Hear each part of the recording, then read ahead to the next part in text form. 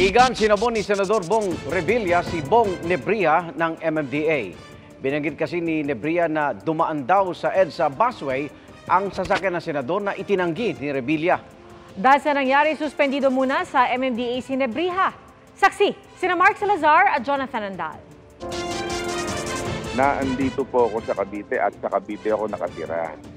So paano mangyayaring napunta ako ng busway? If ever napupunta ako ng Quezon City, ang daan po natin ay dito sa Skyway. Nagpupuyos si Senador Bong Revilla nang mabalitaan ang panghuhuli ng MMDA sa mga pasaway sa EDSA busway kaninang umaga kung saan lulan daw siya ng isang sinitang kotseng may protocol plate. Kaya sa Senado, mainit na sinalubong ni Senator Bong, si Colonel Bong. Si MMDA Task Force Special Operations Head Bong Nebria. The information that was relayed to me ng tropa ko, sir. Yes, so sir, based on hearsay, sir, wawasakin mo yung sir, senador. I have no intention. Sinabon ni Senator Bong si Colonel Bong. Tapos yung ganyan VIP treatment, sasabihin pipiliin, ile-let go mo, dapat tinikitan mo. Yes, sir, that's my fault. Bakit mo binanggit yung pangalan ko sir, sa media? Yun po, nakakaradyo Sana po ako. bine-verify niyo muna. Sir, that's what I binanggit did. mo sa radio eh. That's what I did. Sir, di po ako in-interview na sinabi ko po na nandun kayo. Wala po akong binanggit na gano'n. Just that, nandun po ako, na nagraradyo po ako, narinig po nila. Umamin si Nebria na nagkamali sila. Hindi raw talaga si Senator Revilla ang sakay ng sinitang kotse. Malayo raw kasi siya kaya hindi niya nakita kung sino nga ang sakay nito. Niradyo lang daw ito sa kanya ng enforcer. Tao lang po tayo. Lahat po tayo nagkakamali. Eh ngayon, kung nagkamali po yung enforcer ko, kung nagkamali siya, ako na po ang sasagot nun. Namagitan si MMDA Chairman Romando Artes. Ang pagkakamali po ni Colonel Bong, sinabi niya na kung naandyan si Senator Revilla, wag mo nang tikitan, takbohin na. Unfortunately, may media pong katabi si Colonel Bong na narinig yun. Na yun po yung nag-spread. Inanunsyo rin ni Artes na habang iniimbestiga ng insidente, suspendido muna si Nebria ng hanggang 1 buwan simula bukas. Tinanggap naman ni Revilla ang sorry ni na Artes at Nebria. Again, pasensya na po. Apology accepted. Salamat po. Salamat po. Thanks, sir. At ang plano sanang iparicall ang budget ng MMDA, binawi na rin ng senador. Tinitrace na raw ng MMDA ang may-ari ng sinitang sasakyan na may protocol plate at kung bakit nadawit ang pangalan ni Revilla. Sinisilip na raw ang mga hawak na kuha ng CCTV. Pag natunto ng kotse, ire-report nila ito sa LTFRB para pagpaliwanagin at parusahan. Ang siguradong kotseng may protocol plate na dumaan sa EDSA busway ay itong kotseng may plakang 8, pang congressman. Noong 17th Congress pa ito o noong 2016 to 2019, nakarehistro sa isang Christopher Ko. Batay sa talaan ng kamera, noong panahang iyon may Christopher Ko na kinatawan ng Ako Bicol Party List. Sa isang pahayag, itinanggi ni Ko na kanya ang nasitang sasakyan at hindi rin daw siya gumamit ng special plates habang nakaluklok na kongresista. Sabi naman ng House Secretary General, hindi sila naglabas o nagpapagamit ng mga official plate para sa sasakyan ng mga kongresista. Ipahuhuli raw nila sa LTO at MMDA ang gumagamit ng plakang 8 at ipakukumpiska ang mga expired o kaduda-dudang plaka. Mula alas 6 hanggang alas 11 kanina umaga, 68 cars at 87 motorcycles ang nahuling iligal na dumaan sa EDSA busway. Paalala ng mga otoridad, ang pwede lang sa EDSA busway, bukod sa mga bus sa EDSA carousel, ay emergency vehicles at official vehicle ng PNP na dapat pare-parehong on duty. Ang mga opisyal namang pinapayagan sa busway ay Pangulo, Vice Presidente, Senate President, House Speaker at Chief Justice. Para sa GMA Integrated News, Mark Salazar. At ako po si Jonathan Andal. Kami ang inyong saksi. Pinaharap sa Quezon City Prosecutor's Office si dating Pangulong Rodrigo Duterte sa December 4 at 11. Kaugnay po ito sa reklamong grave threat na inihain ni ACT Teachers Party List Representative Franz Castro dahil sa pahayag na binitawan ni Duterte sa isang TV program laban sa kanya. Sa sabina, inutusan si Duterte na maghaya ng counter-affidavit at ebidensya. Sinisika pa namin kunan ng reaksyon ng kampo ni Duterte pero wala pa silang tugon. Sa kabila nakaambang 3 araw na tigil pasada ng piston na magsisimula sa Lunes, ginit ng LTFRB na walang extension ng deadline para mag-consolidate ng mga tradisyonal na jeepney. Saksi si Joseph Morong.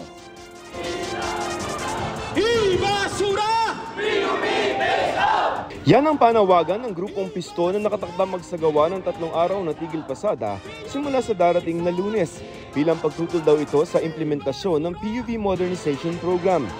Sa ilalim nito, dapat bumuo ang mga jeepney operator at driver ng korporasyon o kooperatiba hanggang sa December 31. Isa ang operator na si Edmund sa sasali sa tigil pasada. May 3 siyang jeep na namamasada sa Commonwealth. Diskumpiyado siya magpa-consolidate dahil mapupunta ang prangkisa ng kanyang mga jeep sa sasalihan niyang korporasyon. Wala na sa pangalan ko po yun eh. Yung aking prangkisa, yung jeep. Paano nung pag-aari ko doon? Wala na akong pag-aari po doon. Tinatayang 100,000 jeepney sa buong bansa ang sasali sa tigil pasada na makakaapekto sa hanggang 40 ruta sa mga jeep sa Metro Manila. Ilan sa mga ruta na posible maapektuhan ng transport strike sa Lunes ay itong kahabaan ng Commonwealth Avenue dito sa Quezon City dahil ilan dun sa mga jeep na namamasada dito ay miyembro ng grupong piston. Kapag talagang inabsulot nila kami, ang January ng 2024, magkakaroon ng isang malaking transport crisis. Kung hindi kami papayagan na makapagserbisyo pa sa ating mamamayan.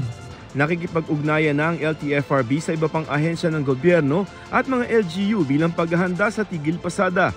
Sa huling datos, mahigit 3 na lamang sa bawat 10 tradisyonal na jeepney ang hindi pa nakakapag-consolidate. At kung hindi nila masisimulan ang proseso niyan hanggang sa katapusan ng taon, mawawala ng bisa ang kanilang prangkisa sa January 1. Kapag wala pong registration, hindi po makakabiyahe. Nauna nang sinabi ng LTFRB na ang consolidation ay isa lamang sa 10 component ng PUV Modernization Program. Sinabi rin nila ng industry consolidation na dapat gawin hanggang sa katapusan ng taon ay iba sa mismong pagre-refleet o pagpapalit ng sasakyan na hindi naman daw agarang gagawin. Basta roadworthy pa raw ang mga traditional jeepney, papayagan pa raw itong makabiyahe hanggang sa pagpapalit ng modern unit.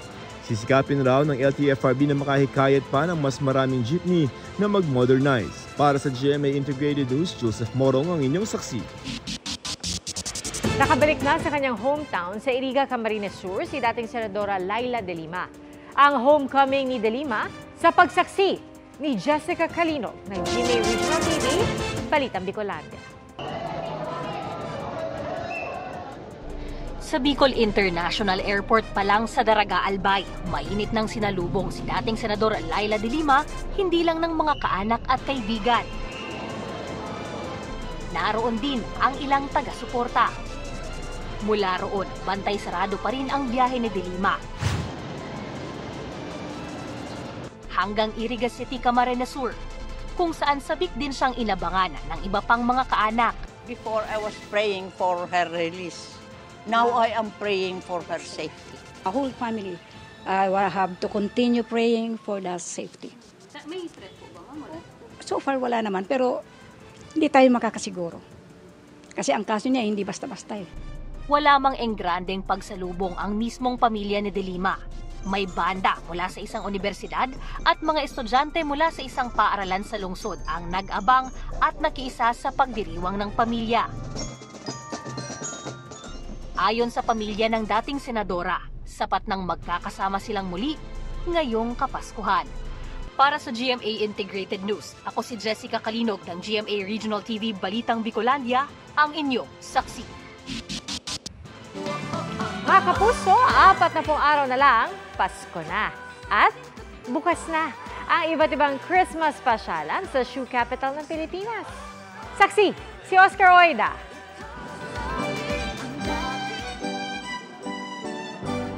Christmas is right around the corner, kaya ihanda nyo na ang inyong wallet at wishlist. Kung Christmas pasyalan ang hanap nyo, bukas na ang Marikina Christmas Bazaar na swak para sa mga naghahanap ng pangregalo. Siyempre, hindi mo awala ang dekalidad at murang mga sapatos na pinagmamalaki ng Marikina. Para sa mga mahilig mag-selfie at mag-TikTok, nandyan ang kanilang giant shoe display at mga nangaharana ng iba't ibang awiting pampasko. At sa mga napagod sa shopping, may food trip galore.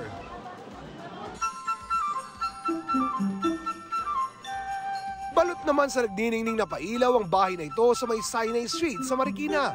Tampok dito ang life-size figures ng mga superhero tulad ni Superman, Iron Man at iba pa. Hindi rin mawawala si Santa Claus. Naaliw kami rito eh. 3 araw na namin siya hinahanap. Maganda po, lagi po pinapasyalan niya. Para sa GMA Integrated News, Oscar Oida ang inyong saksi. Halos mag-zero visibility sa ilang bahagi ng Lipa, Batangas dahil sa malakas na ulan. Ganyan din ang naranasang pagulan mula kahapon sa Daet, Camarines Norte. Kaya't ramdam doon ang lakas ng hangin at alon sa dagat. Ay sa Pag-asa, epekto ng shear line at hindi ng LPA.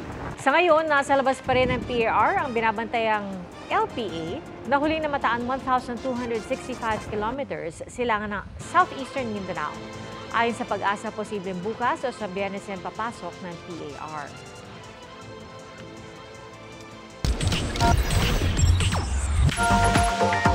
Touchdown Philippines na ang K-drama star na si Choi Woo-shik.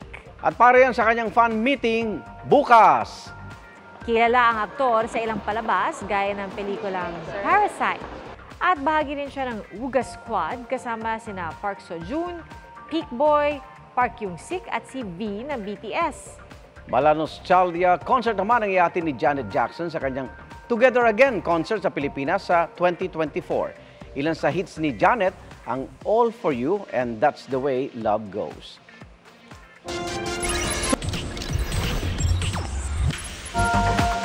Sanga-sangang relasyon ang aabangan gabi-gabi sa pinakabagong primetime series ng Kapuso Network, ang Lovers Liars. Sa Trust and Betrayal, iikot ang kwento ni na Shaira Diaz, Yasser Marta at nagbabalik kapusong si Claudine Barreto. Gaganap si Claudine bilang ang lady boss na si Vian na magiging lover ang younger staff na gagampanan ni Yasser. At makaka-love triangle nila si Shaira. Looking forward na raw si Shaira sa kanilang confrontation scenes. Si Yasser, naghahanda na para sa intimate scenes kasama si Claudine. Salamat, Igan, sa inyong pagsaksi. Ako naman, Arnold Clavio.